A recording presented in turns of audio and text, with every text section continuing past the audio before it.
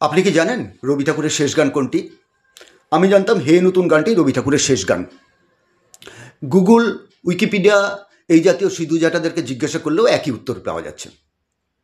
কিন্তু হঠাৎ করে শান্তিদেব ঘোষের লেখা একটি বইটির নাম জীবনের ধ্রুবতারা হাতের কাছে এসে যায়।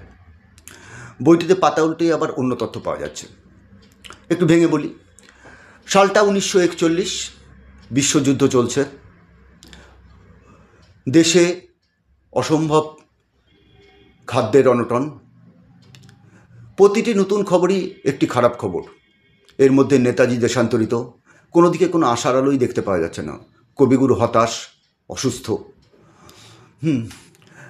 মানবতার এই সংকটে তার আর লিখতে ইচ্ছা করে না, তিনি লেখাপড়া ছেড়েই দিয়েছেন। এমন সময়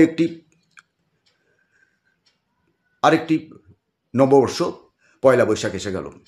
পয়লা বৈশাখের অনুষ্ঠান হবে শান্তিনিকেতনে। শান্তিদেব ঘোষ আর সমী ঠাকুর তাকে খুব করে ধরলেন, এত তো সংকট চলছে, তার মধ্যে তো কিছু আশার আলো দেখতে হবে, মানবতার জয়গান গিয়ে একটি গান রচনা করুন। রবি ঠাকুর তখন গানটি রচনা করলেন। সাধারণত দিনে 5-7টি করে গান তিনি লিখে সুর দিতেন, কিন্তু সেই গানটি লিখতেই তার 2 দিন লেগে যায়। পরবর্তীকালে সেই গানের স্বরলিপি তৈরি করে শান্তিদেব ঘোষ স্বয়ং। গানটি হলো ওই মহামানব আসে, দিকে দিকে রোমাঞ্চ লাগে। আপনি কি জানতেন খবরটা? জানলে অবশ্যই জানাবেন।